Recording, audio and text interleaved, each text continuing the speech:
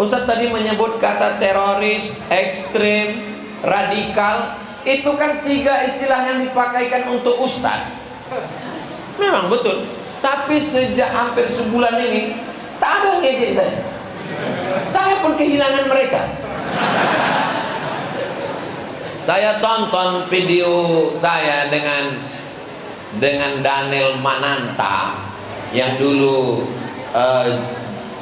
host Indonesian Idol, VJ MTV. Udah Bapak Ibu tonton video saya sama Daniel? Saya tidak nonton karena itu kan saya di situ. Saya menengok komennya. Saya tengok komen itu satu-satu. Tak ada satupun yang mengejek saya. Disitulah saya paham. Nampaknya gaji buzzer belum cair. Berhenti mereka sekarang. Sibuk kena sambul.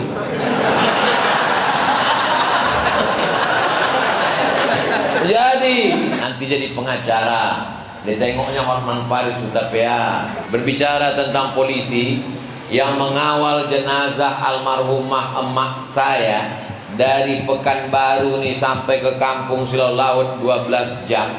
Polisi bebas akses. Maka siapa yang mau bebas akses lewat tak ditangkap meninggal. Tahu tuh. Yang mengangkat dari rumah ke masjid sampai ke liang lahat polisi. Saya ingin kita berimbang menilai polisi, bahwa ada yang baik yang mengantar jenazah, tapi ada juga yang membuat orang jadi jenazah.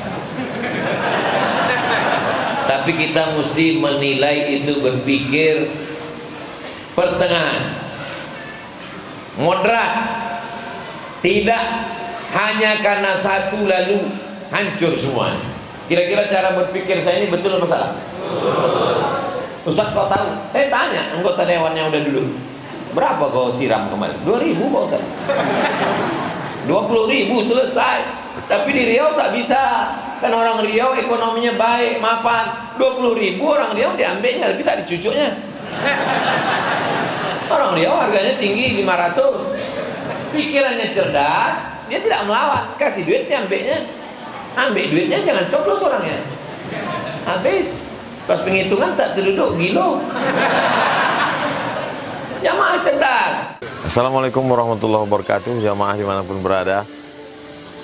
Belakang saya ini adalah asrama para santri tahfiz Quran Pondok Pesantren Nurul Azhar 1. Alhamdulillah dalam perjalanan panjang dari mulai tanah wakaf, rumah guru yang sekarang dipakai untuk asrama, karena ini akan ditempati insya Allah bulan depan. Kemudian ada pendopo, berjalan dengan lancar. Jamaah dimanapun berada yang selama ini mensupport program pembangunan pesantren Nurul Azhar di Riau, berkah selalu. Kita masih akan terus melanjutkan, karena mencetak para penghafal Quran, para da'i menuju dakwah, menjadi juru dakwah di berbagai tempat, bilkhusus di Riau. Mari kita support. Manjahaza ghazian, siapa yang menyiapkan alat-alat perang, maka sesungguhnya dia sudah berjihad fisabilillah.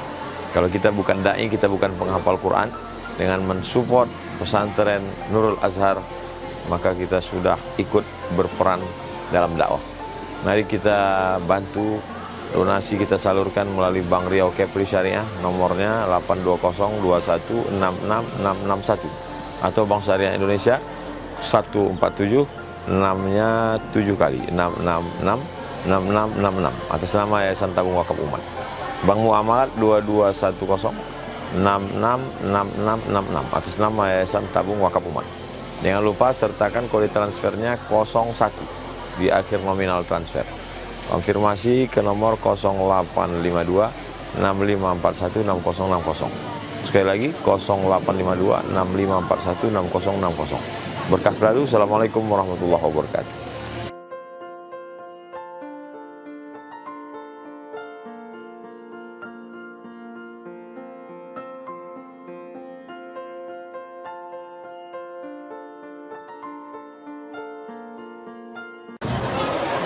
Bismillahirrahmanirrahim.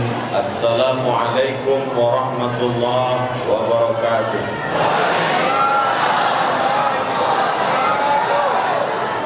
Alhamdulillah, wassalatu wassalamu ala Rasulillah wa ala alihi wa sahbihi wa man tabi'ahu wa wala. Subhanaka la ilma lana illa ma 'allamtana innaka antal alimul hakim. Rabbi shrah li sadri wa yassir li amri wa hlul 'uqdatam min lisani yafqahu qawli. Yang sama-sama kita hormati Ketua Masjid beserta seluruh pengurus, insyaallah semuanya dimuliakan Allah Subhanahu wa taala. Bapak-bapak, ibu-ibu, hadirin hadirat, jamaah masjid muslimin maupun masjid yang ada di sekitar, pada malam hari ini malam libur yang mestinya jamaah duduk santai di rumah, tapi malam ini kita berkumpul di masjid. Mudah-mudahan setiap langkah kaki kita dinilai sebagai amal soleh. Setiap hembusan nafas kita dibalas dengan kebaikan, insyaallah. Amin ya rabbal alamin. Tema kita pada malam hari ini adalah bagaimana makna muslim. Datanglah seorang sahabat bertanya kepada Nabi Muhammad sallallahu alaihi wasallam, "Manil muslim?" Siapa itu orang muslim? Apakah orang muslim itu orang yang sholat di masjid? Apakah orang muslim itu yang bolak-balik haji ke Makkah? Apakah orang muslim itu orang yang rajin puasa sunat? Apakah orang muslim itu orang yang melaksanakan haji dan umrah? Kata Nabi, muslim man salimal muslimun min lisanihi wa yadihi. Selamat orang lain dari lisannya dan dari tangannya. Jadi kalau ada orang Islam lidahnya kasar, menyinggung perasaan, caci maki, sumpah serapah, maka dia bukan muslim. Kalau ada orang Islam tangannya menganiaya, memukul, zalim, menurut hadis ini bukan muslim. Walaupun menurut rukun Islam dia sudah muslim, karena rukun Islam selalu diambil dari hadis Jibril, anta syahada an la ilaha illallah wa anna muhammadar rasulullah wa tuqimas shalah wa tu'tiyaz zakah wa tasuma ramadan wa tahujjal baita in istata'ta ilaihi sabila. Syahadat, salat, zakat, puasa, haji. Tapi kalau dia tidak mengamalkan hadis yang sedang kita bahas malam ini, maka kata Nabi sallallahu alaihi wasallam, muslim man salimal muslimun, selamat orang lain min lisan, dari lisannya, wa yadih, dan dari tangan. Suatu ketika Nabi sallallahu alaihi wasallam sedang duduk-duduk bersama para sahabat, datanglah sesosok manusia yang rambutnya sangat hitam, bajunya sangat putih. Kalau rambutnya sangat hitam, bajunya sangat putih, berarti dia orang tempatan. Tapi anehnya tak ada satupun orang di situ yang kenal dengan dia. Kalau dia orang musafir jauh, pasti rambutnya berdebu, pasti bajunya kusut. Ini bajunya sangat putih dan rambutnya sangat hitam, tapi tak ada pun sahabat di situ yang bisa kenal. Lalu dia bertanya kepada Nabi SAW, "Akhbirni anil Islam." Beritahukan kepadaku apa Islam itu. Kata Nabi menjawab, "Anta syahada an la ilaha illallah." Kau bersaksi tiada Tuhan selain Allah. Wa anna Muhammadar Rasulullah. Kau bersaksi bahwa Muhammad Rasul utusan Allah. Wa tuqimas shalah. Kau tegakkan salat. Wa tasuma Ramadan. Wa tu'tiyaz zakah. Kau bayar zakat. Wa tasuma Ramadan. Kau berpuasa di bulan suci Ramadan. Wa tahujjal baita in istata'ta ilaihi sabila. Kau laksanakan haji kalau kau mampu. Kenapa berbeda jawaban antara satu keadaan dengan pertanyaan yang lain? Satu kondisi dengan kondisi yang lain, padahal pertanyaannya sama. Apa itu Islam? Lalu kemudian dalam hadis lain jawaban Nabi berbeda. Apa itu Islam? Kata Nabi, afsyus salam, tebarkan salam. At'imit ta'am, bagi makanan. Wa tusalli bil laili wan nasu niyam, salat di waktu malam ketika orang sedang tidur lelap. Tasilul arham, sambung tali silaturahim. Tadkhulul jannata bisalam, kau masuk surga dengan selamat. Kenapa Nabi memberikan jawaban yang berbeda-beda? Karena perbedaan orang yang bertanya. Jadi kalau ada orang bertanya tentang Islam, tengok dulu keadaan dia. Kalau dia orangnya lidahnya kasar, cakapnya suka menyinggung perasaan orang, maka kita katakan Islam itu adalah man salimal muslimun, selamat orang lain min lisan, dari lisan, wayadi, dan dari tangan. Kalau kebetul yang bertanya itu orangnya pelit, bakhil, maka kita katakan, apa itu Islam Ustaz? Islam adalah afsyus salam, tebarkan salam. At'imit ta'am, kasih makanan. Berikan orang lapar itu makan. Wa tasilul arham, kalau yang datang itu orang yang suka memutus tali silaturahim, berkelahi dengan tetangga, dengan keluarga, maka kita katakan Islam itu adalah tasilul arham, menyambung tali silaturahim. Apakah dengan jawaban yang berbeda itu berarti ini Nabi atau Ustadz mencela-mencela? Kenapa bedanya? Pertanyaannya sama, jawabannya kok beda-beda? Karena sesungguhnya semua itu adalah ajaran Islam. Syahadat, salat, zakat, puasa, haji, menebarkan salam, salat di waktu malam, menyambung tali silaturahim, mengasih makan fakir miskin anak yatim, menjaga lidah, menjaga tangan, semuanya itu bagian dari ajaran. Ada agama itu dia pakai nama orang. Agama Islam dia pakai sifat. Agamanya namanya adalah Islam. Diambil dari kata salam. Salam artinya damai. Allah itu namanya banyak. Qul huwallahu ahad, esa tunggal tak berbilang, tapi namanya banyak. War-Rahman, Ar-Rahim, Al-Malik, Al-Qudus, As-Salam. Kalau kita panggil dia ya Rahman, maka kita sedang mengatakan engkau yang maha pengasih. Kalau kita panggil dia ya Salam, maka kita sedang memanggil engkau yang menebarkan keselamatan. Tapi kalau kita katakan ya Allah, maka sesungguhnya kita sedang mengatakan engkau yang memiliki segala sifat kemuliaan dan kesempurnaan. Itulah beda kalau kita panggil dia dengan ya Allah dengan yang lain. Walillahil asmaul husna, Allah punya nama-nama asmaul husna, fad'uhu biha, panggillah dia dengan nama mana yang kau minta. Idza sa'altumullaha, kalau kau minta kepada Allah SWT, panggillah dia dengan nama mana yang kau suka.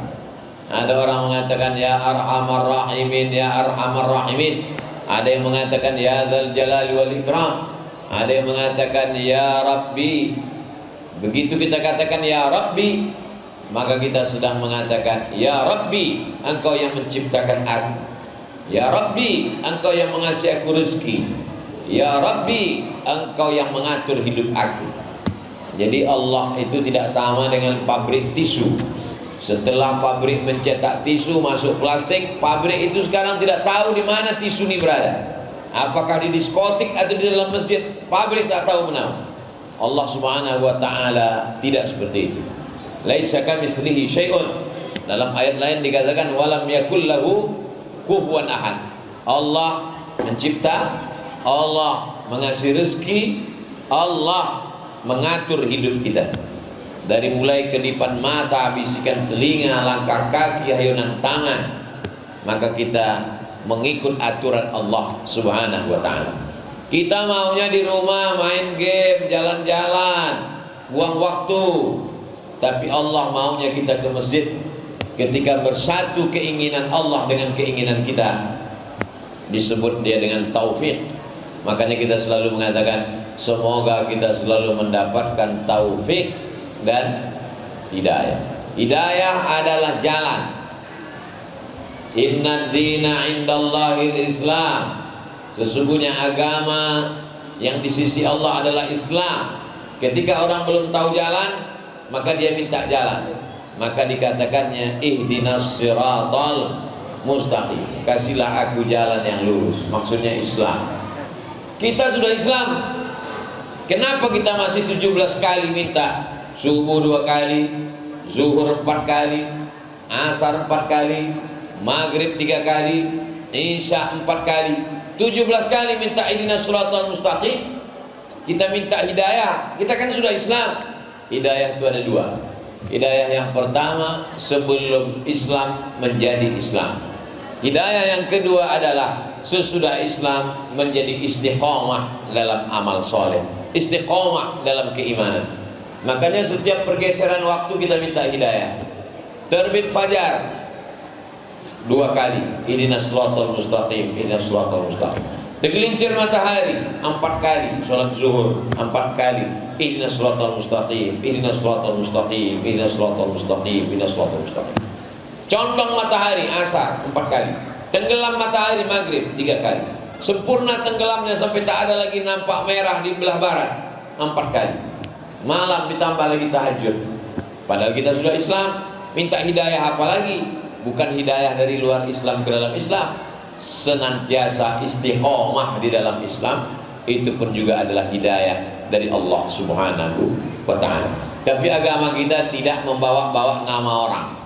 Nama agama kita tidak agama Muhammadiniyah, Muhammadinism, tapi agama kita membawa nama sifat. Islam diambil dari kata aslama yuslimu, nama katanya Islam. Orang yang punya sifat itu adalah muslim. Kalau satu orang muslim, kalau banyak muslimun atau muslimin, maka kita katakan muslimin. Kalau perempuan muslimat. Mereka mengatakan Nabi Ibrahim itu Yahudi. Yang satu lagi mengatakan Nabi Ibrahim itu Nasrani. Dibantah Allah Subhanahu wa ta'ala.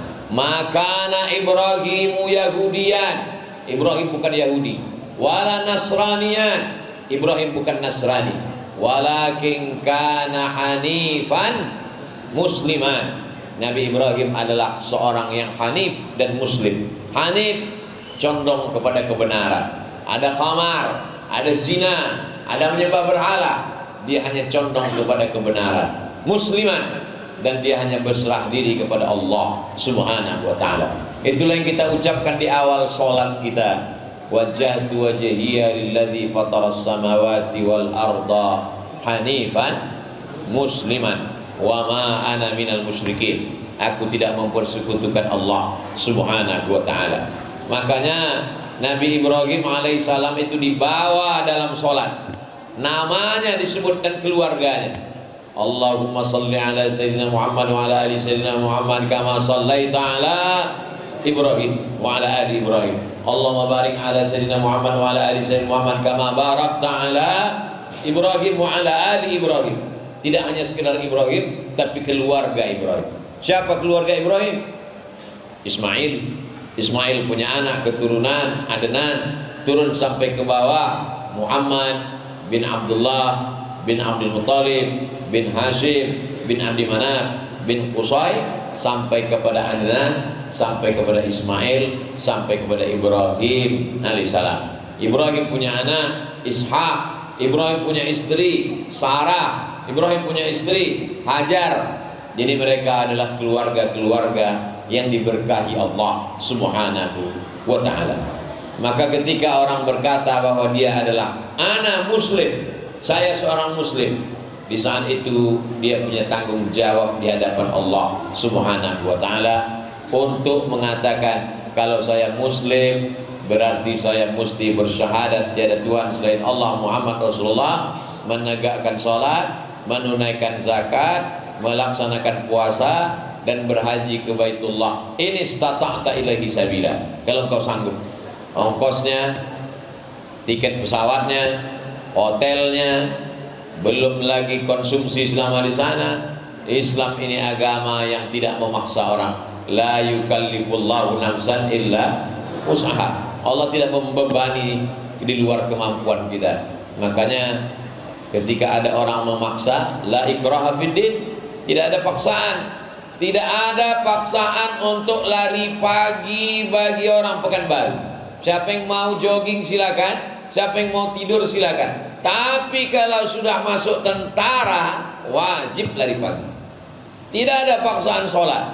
Mau sholat silakan, mau tak sholat silakan. Tapi kalau sudah jadi muslim, wajib.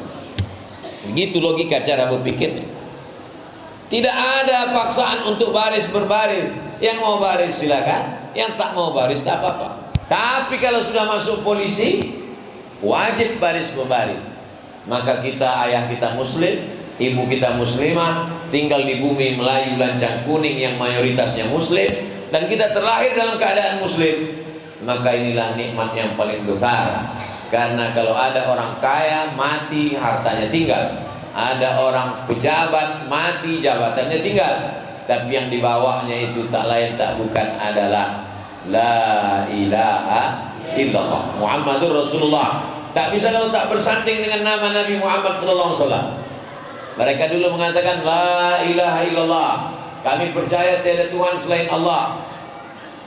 Habis itu turun ayat, qul, katakan pada mereka ya Muhammad sallallahu alaihi wasallam, in kuntum tuhibbunallah, kalau memang betul kalian cinta kepada Allah, ikut Allah, fattabi'uni, ikut aku.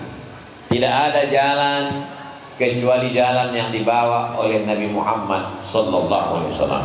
Percaya kepada Nabi Adam, percaya kepada Nabi Nuh, percaya kepada Nabi Hud, percaya kepada Nabi Saleh, percaya kepada Nabi Sulaiman, percaya kepada ayah Nabi Sulaiman, Nabi Daud, percaya kepada Nabi Yusuf, percaya kepada Nabi Musa, percaya kepada Nabi Isa.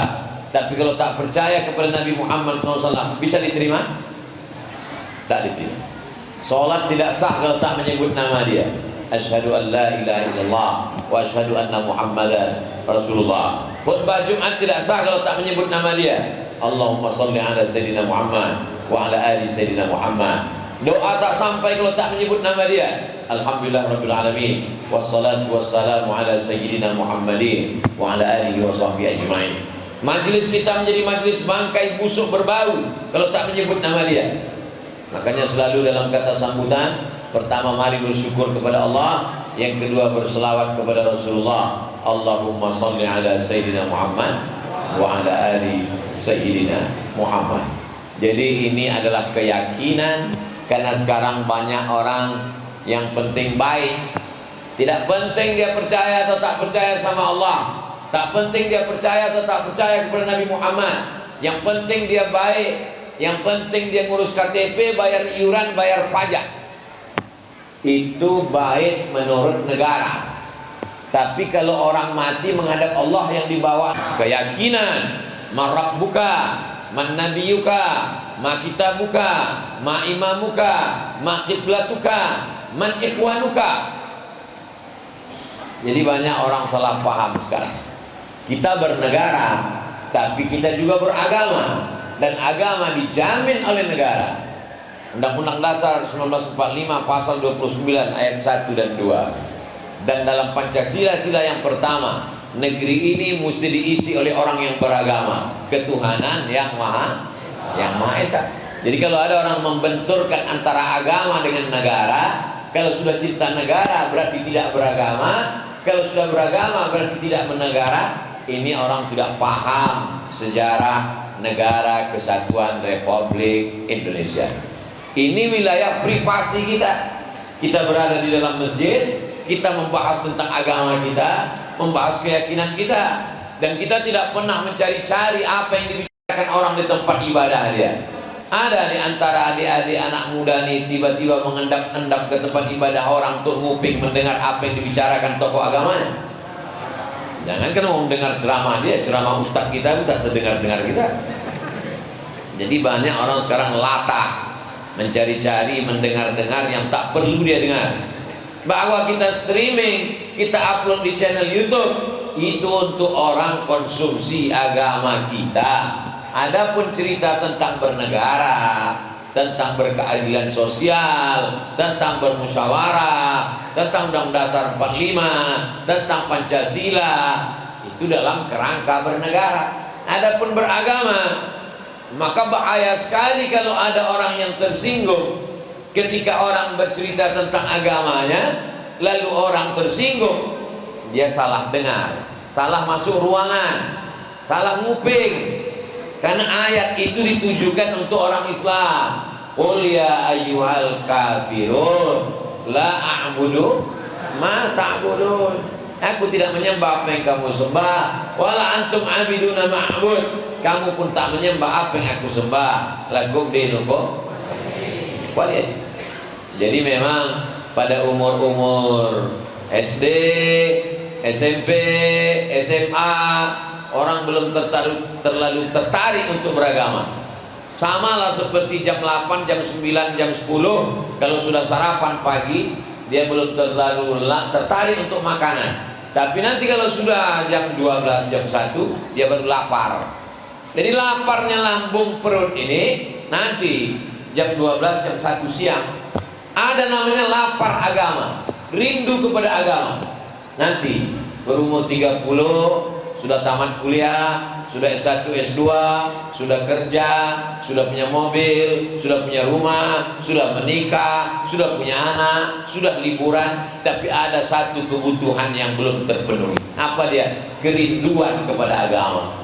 Jadi setiap kita ini punya apa yang disebut dengan segmen spiritual. Perut lapar, kasih makanan. Tenggorokan haus, kasih minuman. Mata ingin melihat pemandangan, melihat danau, melihat bukit. Telinga ingin mendengar sesuatu yang indah, diperdengarkan dengan yang halal, nasyid, lagu-lagu religi. Tapi ada batin yang haus tentang agama.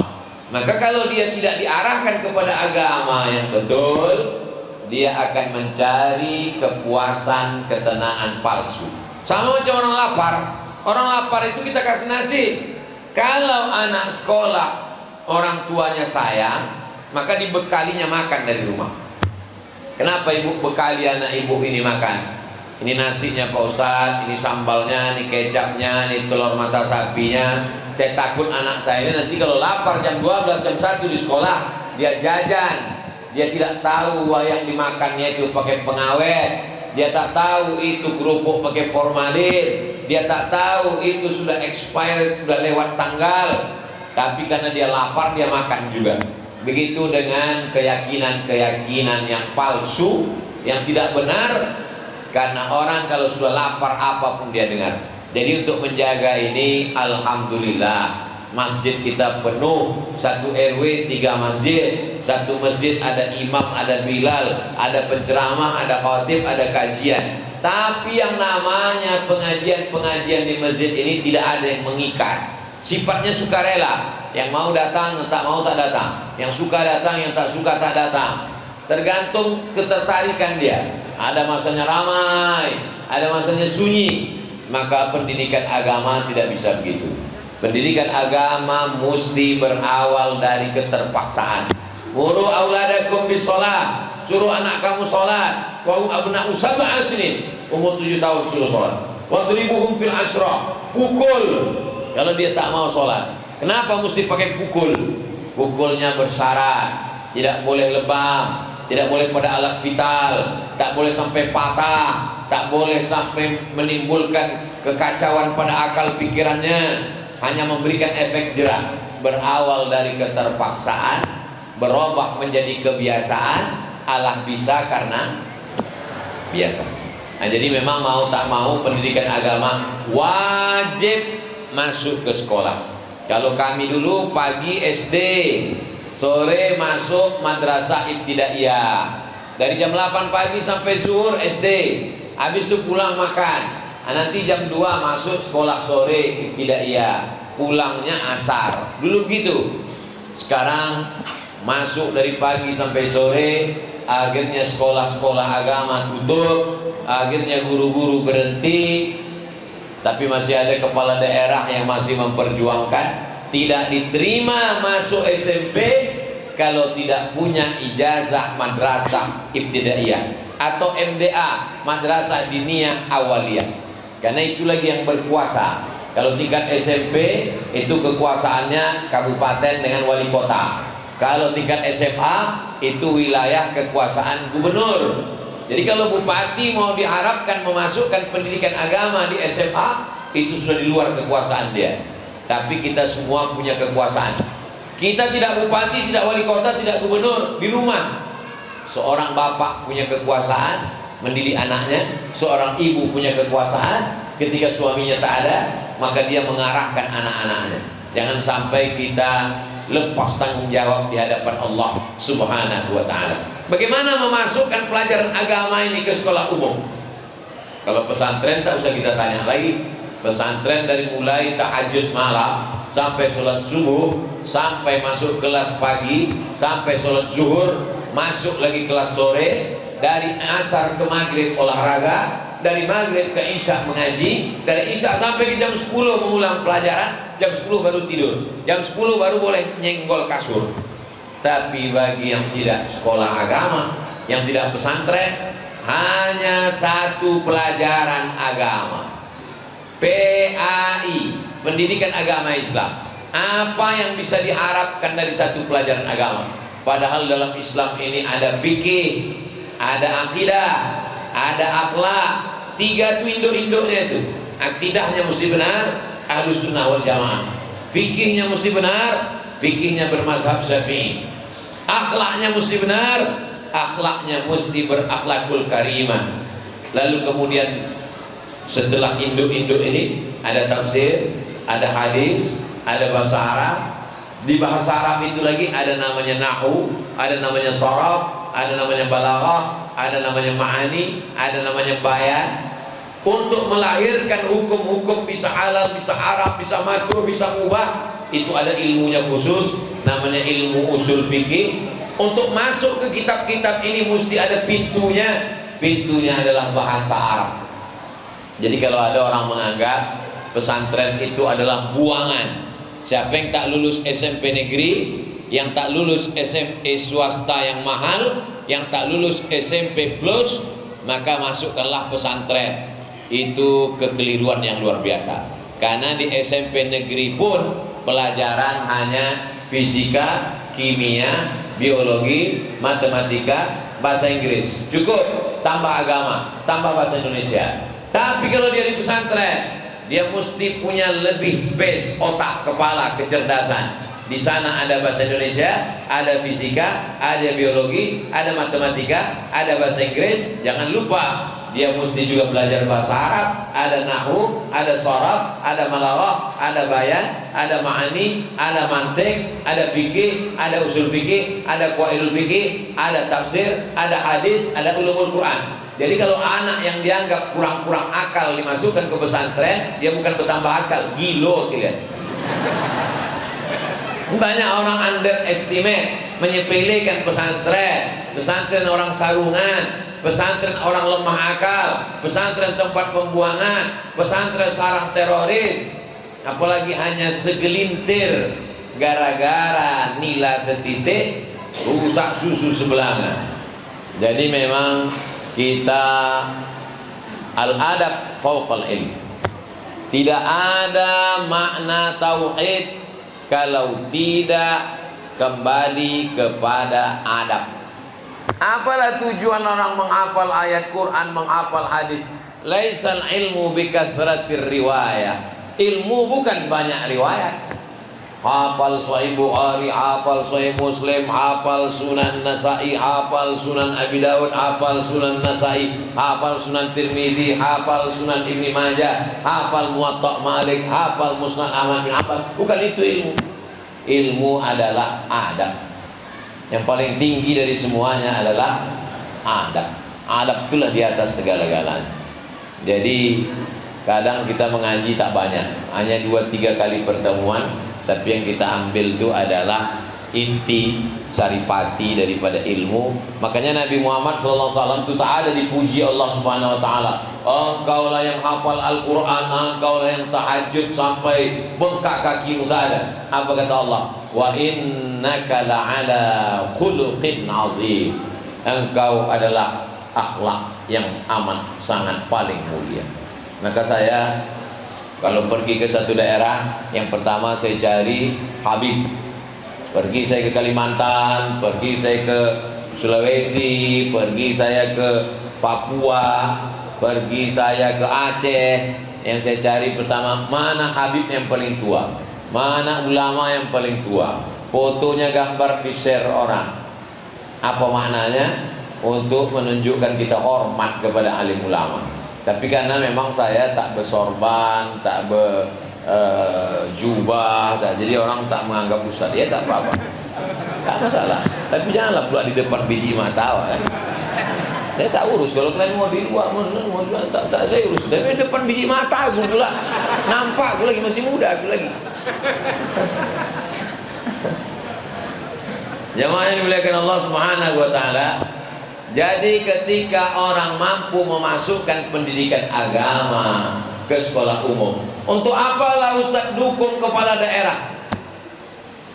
Ustaz dapat apa dengan mendukung kepala daerah? Saya pesan, nanti kalau kau duduk, masukkan 5 pelajaran agama ke SMP. Apa pelajaran agama itu Pak Ustaz? Akidah, akhlak, fikih, Quran hadis, bahasa Arab, sejarah Islam. Siap kalau duduk nanti masukkan 5 pelajaran ini ke SMP? Siap. Gurunya dari mana Pak Ustaz? Gurunya angkat dari alumni UIN. Karena alumni UIN itu susah mencari kerja. Yang fakultas agama, satu fakultas tutup karena tak ada mahasiswa. Fakultas apa namanya? Fakultas Usuluddin. Tidak ada lagi di UIR. Di UIR itu dulu fakultas paling tua namanya Fakultas Usuluddin. Usul artinya asal, dasar. Din agama. Usuluddin, asal dasarnya agama, itu di Usuluddin. Di UIR itu Usuluddin itu tak ada lagi. Gara-gara apa? Karena alumninya tak tahu mau kerja di mana. Calon mertua kalau bertanya, kau SH, kau SE, kalau SAG, takut dia menyerahkan anak gadis. Nanti makan apa?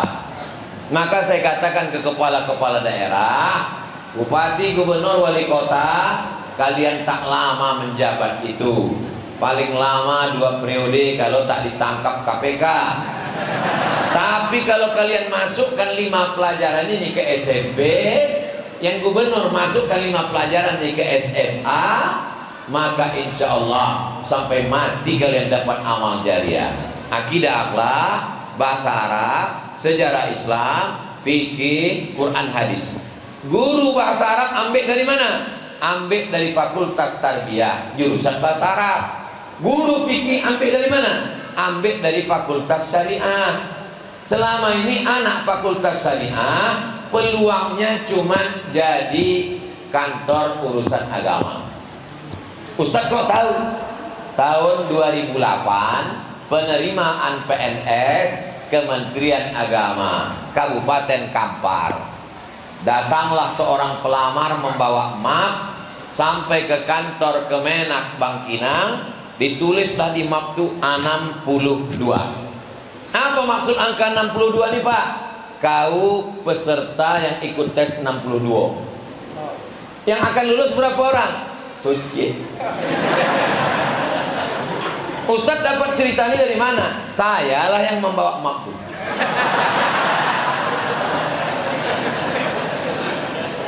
Saya mau ikut tes CPNS Kemenak, bawa ijazah S1. Lalu kemudian saya berpikir, ini kalau begini terus, ini beberapa fakultas ini sudah jadi FSP namanya, Fakultas Sepi Peminat. Psikologi banyak, fakultas hukum banyak. Kenapa orang mau fakultas hukum? Kerjanya jelas, nanti jadi pengacara. Ditengoknya Hotman Paris Hutapea, ditengoknya pengacara-pengacara hebat, iklannya banyak. Tapi fakultas-fakultas, maka saya berpikir bagaimana caranya Fakultas Usuluddin dengan syariah supaya peluang dia lebih besar. masukkan 5 pelajaran ke sekolah SMP. Ini Ustaz pikirkan atau hanya mengawang-awang atau sudah pernah? Dulu pernah dibuat, dimasukkan 5 pelajaran ke dalam SMP. Yang menyeleksi guru fikihnya Dr. Mawardi Muhammad Saleh, yang menyeleksi guru tafsirnya Dr. Mustafa Umar, yang menyeleksi guru hadisnya Ustaz Abdul Somad, yang menyeleksi pengetahuan agama Islamnya Profesor Dr. Alaidin Koto. Akhirnya dimasukkanlah 5 guru agama ke dalam SMP. Berjalan, berhenti, putus. Kenapa berhenti? APBD stop. Kenapa APBD stop? Bupati berganti, tak diusulkan lagi. Karena bupati-bupati itu tidak berpikir ini kepentingan untuk umat, ini untuk Islam. Tak ada pikir dia gitu. Dia berpikir kalau program ini diteruskan, nanti yang dapat namonan lamo, kita tak punya. Jadi masih berpikir terbatas. Berpikirnya hanya berpikir untuk masa zaman tertentu. Ini saya ceritakan ke anak-anak muda supaya kalian berpikir ke depan. Kalian jadi bupati, kalian jadi gubernur, kalian jadi wali kota, tapi tujuannya adalah memasukkan pelajaran agama ke sekolah. Gurunya dari mana? Bisa dari UIR, bisa dari UIN, Fakultas Syariah, Fakultas Usuluddin, Fakultas Tarbiyah. Gajinya dari mana? Dari APBD. Duit dari mana? Duit masih ada banyak. Di mana? Basnas, Badan Amil Zakat Nasional. Orang Pekanbaru ini penduduknya 1.200.000. Kalau yang membayar zakat itu hanya setengah, 1.200.000 itu kalau siang, kalau malam 1 juta. Karena orang Kampar dengan orang Siak sama Pelalawan balik, jadi tinggal 1 juta. Seandainya yang berzakat itu hanya setengah, 500.000 orang, setengah juta, dan yang berzakat itu hanya sebulan 100.000, jika penduduk Pekanbaru yang berzakat 500.000 orang, dan setiap orang berzakat hanya 100.000 sebulan, karena gajinya 4 juta, maka 1.025.000, 4 juta berarti 100.000. Penduduk Pekanbaru yang berzakat 500.000 orang, zakatnya 100.000. Berapakah uang zakat terkumpul tiap bulan? 5 miliar, yakin? 5 miliar terkumpul tiap bulan. Berapalah gaji 5 guru tadi? Kenapa zakat tidak terkumpul banyak? Trust. Orang tak percaya. Zakat saya ini perginya kemana? Ditengoknya ketua Basnas ganti mobil baru. Dia tak tahu ketua Basnas kebun sawitnya luas. Ini yang kita ceritakan, ini ketua Basnas Pekanbaru nih. Ketua Basnas Pekanbaru itu tak diambilnya gaji itu. Kenapa? Karena memang belum cair. Apa mau diambil? Nah, ketawa di belakang. Luas kebun sawitnya di apa sana. Bayar zakat. Jadi yang saya ceramahkan, saya kalau ceramah, marilah kita bertakwa kepada Allah. Itu udah bolak-balik disampaikan. Saya mau berceramah itu yang real. Ceramah saya habis semua, surau, langgar, musola saya masuk. Saya kalau ceramah tak harus saya pilih-pilih. Tanya itu, siapa yang menulis kaligrafi Pekanbaru? Biasanya di pojoknya pasti ada tangannya. Haji Muktamar. Haji Muktamar itu punya musola di Jalan 9. Saya pengisi rutin di musola. Apa aja saya isi. Maksud saya mengisi pengajian tak pilih-pilih itu, tak saya tengok jamaah siapa, mau pejabat, mau rakyat jelata, mau musola. Maksud saya supaya dakwah ini sampai. Tapi rupanya cara pandang orang lain. Kepala sama hitam, isinya macam-macam. Apa kata orang? Ustaz Somad itu udahlah ceramah kemana-mana. Sampai musola pun ikan pantau pun diambilnya juga. Rupanya yang ada di pikiran orang ini, kalau musola ini duitnya kecil, kalau masjid ini duitnya besar. Maka setelah itulah berubah jadwal. Setelah itu pantau-pantau ini tak saya ambil. Yang lain cara apa anak orang nengok saya. Maka Abdul Somad ceramah tiap bulan di Pekanbaru 5 titik. Pertama, khutbah Jumat. Habis khutbah Jumat, sore Jumat. Habis sore Jumat, Jumat malam Sabtu. Ini dia. Habis itu Sabtu subuh besok. Habis Sabtu subuh kajian duha di Nurul Azhar Palace. Jadi sebulan 5 kali Abdul Somad di Pekanbaru. Jadi kalau ada orang mengatakan, kau orang mana? Orang Pekanbaru. Pernah dengar Ustaz Somad ceramah Pekanbaru? Oh, dia tuh nggak pernah ceramah. Abdul Somad ceramah, kau tak datang.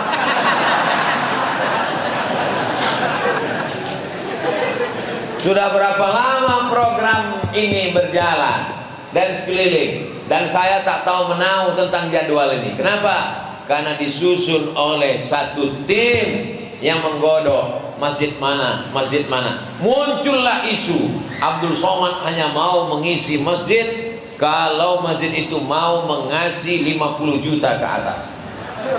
Saya bilang alhamdulillah, berarti bandrol saya tinggi. Dia tak tahu bahwa 5 titik itu semua duitnya dibawa ke Palas.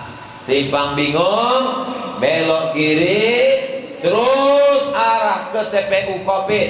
Maka Ustaz Tengku Zulkarnain sebelum sampai ke TPU Covid ada tanah kosong 1 hektar. Tanah itu diwakafkan oleh Pak Edward Sanger. Kenal Pak Edward Sanger? Aku wakafkan tanahku ini 1 hektar. Datanglah Yayasan Tabung Wakaf Umat, kami terima. Tanah yang sudah diwakafkan tak bisa diwariskan ke anak bini, tak bisa diperjualbelikan, tak bisa dihibahkan. Jadi tanah itu sudah diserahkannya lillahi ta'ala. Awalnya tanah itu mau dijual. Jual aja lah tanah itu Ustaz Somad, belikan tanah di kota Pekanbaru. Saya berpikir, kalau tanah itu dijual, ini sekarang sedang ada program makan bubur panas.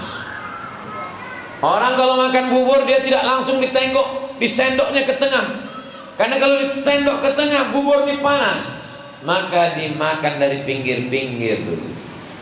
Dari Tenayan Raya, dari Kubang, pinggir-pinggir Pekanbaru ini disendok dulu. Nanti pada akhirnya yang tengah pun sendok. Paham? Maka saya bilang jangan tanah ini dijual. Kita buat pondok pesantren, berdiri, rumah guru siap, asrama siap, tempat pengajian. Setiap sore kami berkumpul sana. Sabtu besok sore, Bapak Ibu luang waktu datang ke TPU Covid. Sebelum TPU singgah ke YTWU. Kalau sudah ke TPU jangan lagi datang ke YTWU, karena kami tak menerima hantu. Untuk apa tujuan tanah wakaf ini dibuat? Supaya bisa membuat pendidikan agama. Sekarang sudah 2 tahun, gratislah anak-anak ini. Bukan punya Abdul Somad, punya siapa? Punya umat, Yayasan Tabung Wakaf Umat. Mereka inilah yang bergerilya keliling masjid-masjid. Maksud saya klarifikasi jelaskan ini supaya orang paham apa isi kepala Abdul Somad itu, apa yang diceramah-ceramahkan itu. Jadi siapapun yang mendengar ceramah saya itu tak pernah keluar dari 3. Yang pertama, perbaikan pendidikan. Masukkan anak ke pesantren, tahfiz Quran, Islamic boarding school, terserah apapun namanya, Islam terpadu. Yang penting pendidikannya baik. Karena kalau pendidikannya baik, insya Allah anak ini menjadi baik. Selamat dari narkoba, LGBT, pacaran, zina, dan seterusnya. Yang kedua, perbaikan ekonomi. Belanja ke warung tetangga. Makanya kalau Bapak Ibu tengok Instagram Ustadz Abdul Somad official, isinya endorse kerupuk, gula merah, keripik, salah ikan, salah lauk alun lain. Apa ini Instagram Ustadz Somad ini? Kenapa isinya cuma membangkitkan ekonomi umat? Karena kalau umat ini ekonominya bangkit, insya Allah ya independen. Di musim pilkada, pileg, tidak bisa suaranya dibeli karena duitnya banyak. Di tempat-tempat kantong kemiskinan, itu orang-orang miskin itu tinggal dikasih 20.000 saja. Ustaz kau tahu? Saya tanya anggota dewan yang udah dulu, berapa kau siram kemarin? 2.000 Pak Ustaz. 20.000 selesai. Tapi di Riau tak bisa. Kan orang Riau ekonominya baik, mapan. 20.000 orang Riau diambilnya, tapi tak dicucuknya. Orang Riau harganya tinggi 500. Apalagi di daerah yang PT-PT perusahaan naik lagi. Kalau orang ekonominya mapan, pikirannya cerdas, dia tidak melawan. Kasih duit diambilnya. Ambil duitnya, jangan coblos orangnya. Habis. Pas penghitungan tak terduduk gilo. Jamaah cerdas. Ditakut-takuti dia tak takut. Kemarin fotokopi KTP kau sudah dikumpulkan Pak RW, Pak RT, macam-macam, awas, terserah aja. Aku laporkan ke polisi. Saudara yang dimuliakan Allah Subhanahu wa taala. Oleh sebab itu maka perbaikan pendidikan, perbaikan ekonomi. Kenapa kita bisa ceramah tenang di masjid ini? Karena ekonominya baik. Masjidnya bagus. Orang untuk memplester dinding masjid aja payah. Masjid Muslim ini tengok, mau manjat keramikku sampai gini. Ini menunjukkan ini masjid tertua di Semintan. Masjid tertua. Bayangkanlah itu. Nah, ini baik ekonominya. Yang ketiga, perbaikan pendidikan, perbaikan ekonomi, perbaikan politik. Umat Islam jangan sampai tidak melek politik. Kalau dia memilih wali kota, gubernur, presiden yang peduli pendidikan agama. Ketika nanti dialog dengan Bapak, nanti kalau saya duduk akan saya berikan semua kartu-kartu, kartu paket hemat, kartu ini, kartu ini, kartu ini. Minyak memang naik, tapi akan saya sebarkan kartu sabar.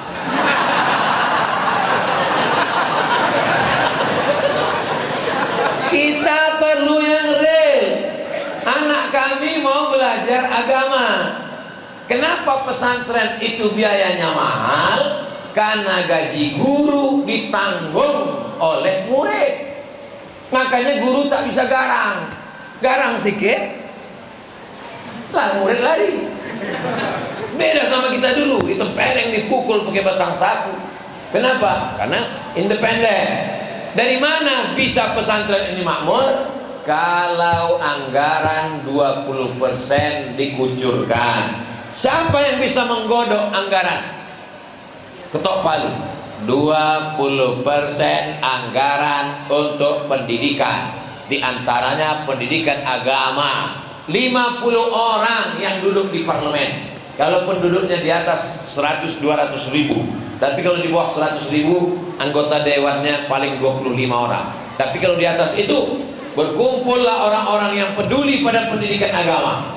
Basnasnya hidup, pesantrennya hidup, sekolah agamanya hidup, insya Allah masjidnya ramai, bangsa ini menjadi baik. Jadi kalau ada ustadz berceramah, walaupun bunyi-bunyinya agak keras, sesungguhnya itu dalam rangka ingin menjaga negara ini tetap kuat, tetap kokoh. Karena kalau negara ini tidak kuat agama Islam, orang-orang menjadi radikal, menjadi teroris, menjadi ateis, menjadi orang yang tidak paham agama. Kalau dia menjadi kiri, sangat kiri, ateis. Kalau dia menjadi kanan, sangat kanan, teroris. Maka kalau untuk mengurangi eki, eka ekstrim kanan, eki ekstrim kiri. Mohon maaf Pak Eka dan Pak Eki. Untuk menghilangkan ekstrim-ekstrim ini, solusinya adalah pendidikan agama. Pendidikan agama. Ustaz tadi menyebut kata teroris, ekstrim, radikal. Itu kan 3 istilah yang dipakaikan untuk ustaz. Memang betul. Tapi sejak hampir sebulan ini tak ada ngejek saya. Saya pun kehilangan mereka. Saya tonton video saya dengan Daniel Mananta yang dulu host Indonesian Idol. VJ, MTV. Udah Bapak Ibu tonton video saya sama Daniel? Saya tidak nonton karena itu kan saya di situ. Saya menengok komennya. Saya tengok komen itu satu-satu. Tak ada satupun yang mengejek saya. Disitulah saya paham. Nampaknya gaji buzzer belum cair. Berhenti mereka sekarang. Sibuk kena sambul.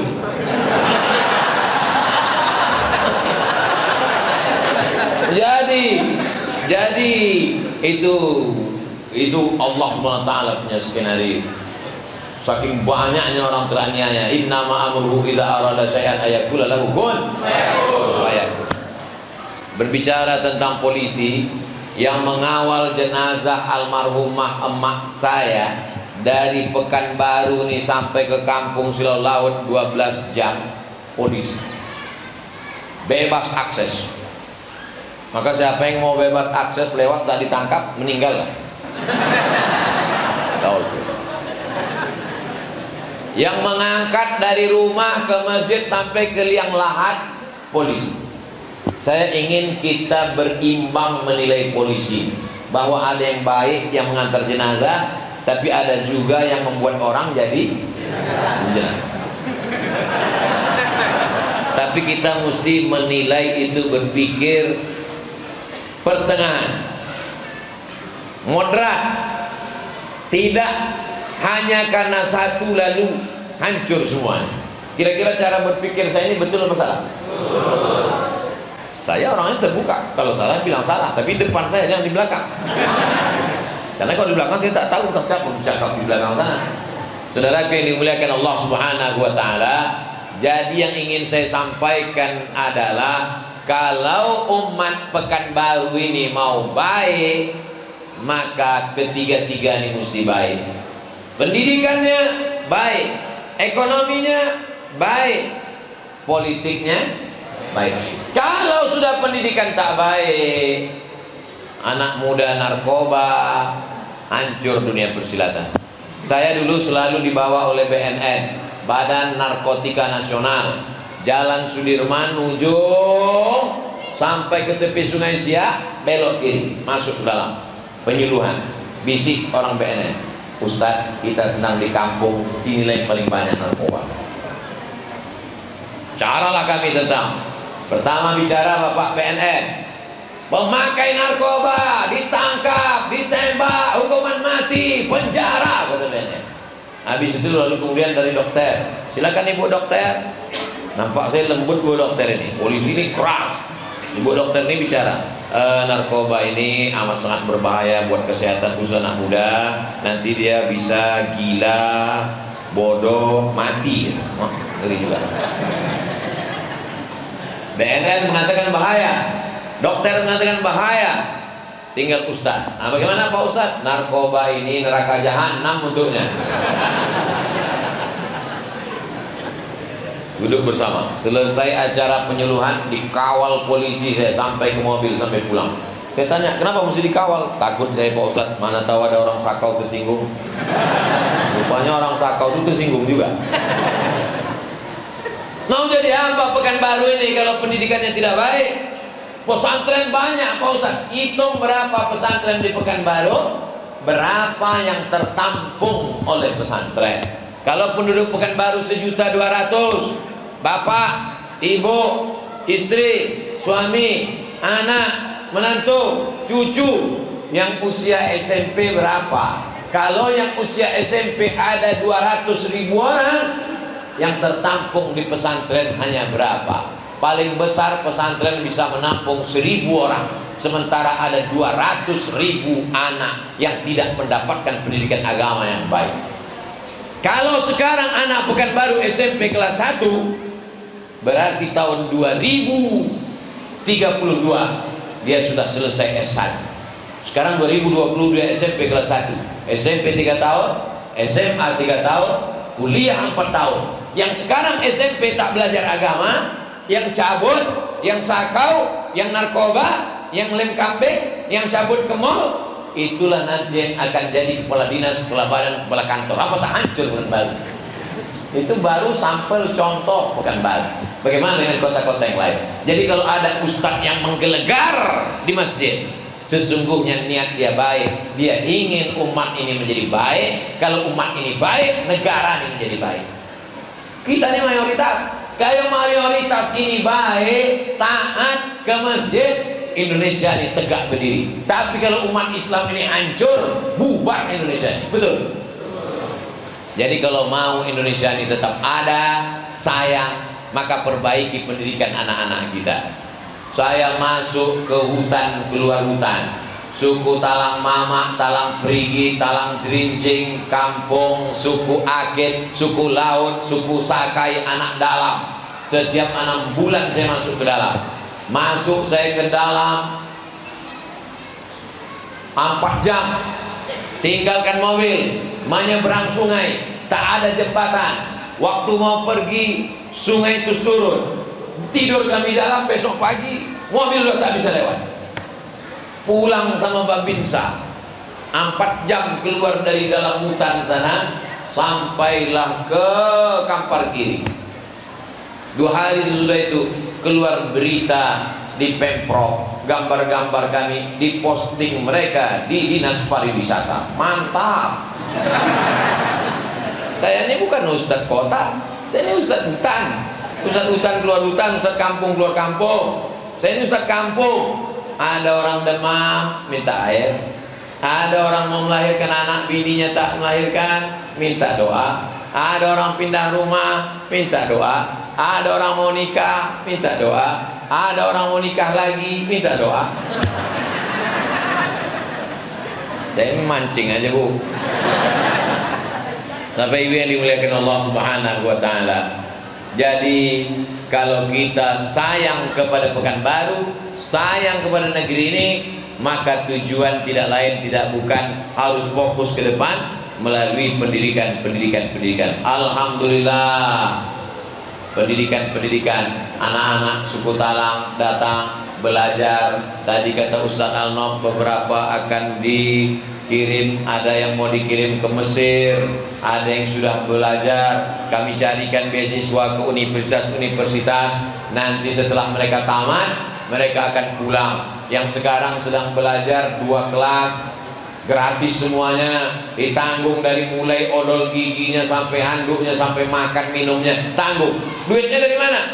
Duitnya dari umat. Sejak dari mulai yayasan ini berdiri sampai sekarang, berapa yang terkumpul duit Pak Ustaz? Laporan sore tadi kata Ustaz Alnof Dinar, 30 miliar. Tapi udah habis. Tak ada lagi dah. Bagaimana cara mengumpulkannya?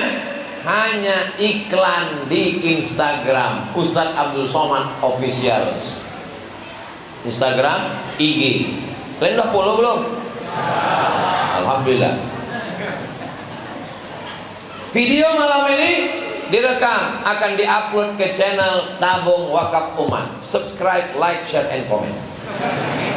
Semua hasilnya dipakai untuk itu. Apa yang diinginkan dari ceramah, dari buat ini, buat itu, buat ini, supaya kalau kita mati mendapat amal jariah. Tak ada yang kekal abadi. Berapa banyak datuk-datuk, tengku-tengku, raja-raja, wan-wan, orang-orang hebat, orang-orang kaya di zaman dulu, di kerajaan Siak, di Pekanbaru. Mana mereka sekarang? Mati. Bangsawan mati, orang kaya mati, orang miskin lebih cepat mati. Apa yang akan kita bawa menghadap Allah Subhanahu wa ta'ala? Kalau sempatlah kita memasukkan seperak, 2 perak ke dalam kresek tadi, mana kresek tadi hilang? Kalau sempatlah datang, saya hanya menyampaikan saja, sehingga nanti kalau ditanya Allah Ta'ala di akhirat, sudah kau sampaikan Abdul Somad? Sudah ya Allah. Mungkin waktu itu kau menyampaikannya suara kau kurang lantang, habis sudah volume. Saya ingin Bapak Ibu datang ke Palas, jumpai Ustaz Alnof Dinar, jumpai Ustaz Hanafi, tengok anak-anak itu, tanya mereka, kau dari mana nak?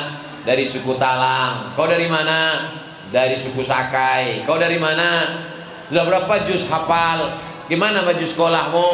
tengok mana kelas yang belum siap, mana asrama yang belum selesai. Tidak ada pemiliknya, karena pemiliknya adalah umat. Semua sudah tanda tangan akta, fakta integritas, bahwa kalau kami mati, ini tidak kami wariskan ke anak kami. Abdul Somad tak mewariskan ke anak bini. Semua akan diserahkan kepada umat. Santri terbaik yang akan mengurus. Datang ke sana, tanya mana sumur bor, berapa semen yang perlu, berapa batu bata, berapa kerikil. Tapi jangan nanya aja pula. Saudara yang dimuliakan Allah Subhanahu wa taala. Mudah-mudahan pertemuan kita malam ini pertemuan yang diridhai Allah Subhanahu wa taala. Tadi saya mulai jam 8, sekarang sudah pas jam 9. Sebagaimana biasa tausiah, setelah itu ada tanya jawab. Ada kertas-kertas atau langsung kita akan bahas dalam tanya jawab insyaallah.